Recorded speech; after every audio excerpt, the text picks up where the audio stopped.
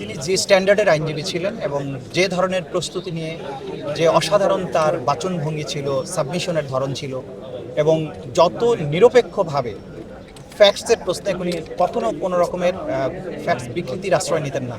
সত্যিকার অর্থে যে ঘটনা সেটাকে কোর্টে তুলে ধরতেন এবং সেটার প্রশ্নে যত আইনের ব্যাখ্যা আছে সেটা তিনি কোর্টের কাছে তুলে ধরতেন। তার সাবমিশনের ধরন ছিল অনন্য।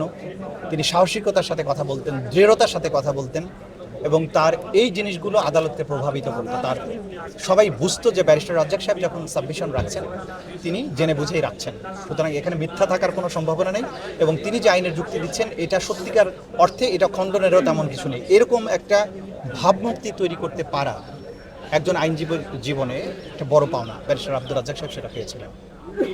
ব্যক্তি হিসেবে তিনি অসাধারণ ছিলেন। কোনো বিষয়ে সিদ্ধান্ত তিনি একা নিতেন না, সবসময় সহকর্মীদের সাথে, জুনিয়রদের সাথে পরামর্শ করতেন। এককভাবে কোনো কিছু চাপিয়ে দেওয়ার চেষ্টা করতেন না, এটা আমার কাছে সবসময় ভালো লাগতো। পিতৃতুল্য ছিলেন জুনিয়রদের কাছে এবং দেশ নিয়ে তার ভাবনা ছিল, ভালোবাসা ছিল। তিনি বিশ্বাস করতেন বাংলাদেশের অনেক সামনে যাওয়া উচিত। যে স্বৈর শাসনের কারণে বাংলাদেশ সেই জায়গায় যেতে পারেনি। আগস্ট বিপ্লবের পরে তিনি দেশে ফিরে এসেছেন। তার স্বপ্ন ছিল যে এই বিপ্লবের পরে নতুন বাংলাদেশ গড়ার পেছনে যেন তিনি ভূমিকা রাখতে পারেন। আল্লাহ তাআলার ফয়সালা ছিল ভিন্ন রকম, তিনি চলে গেছেন।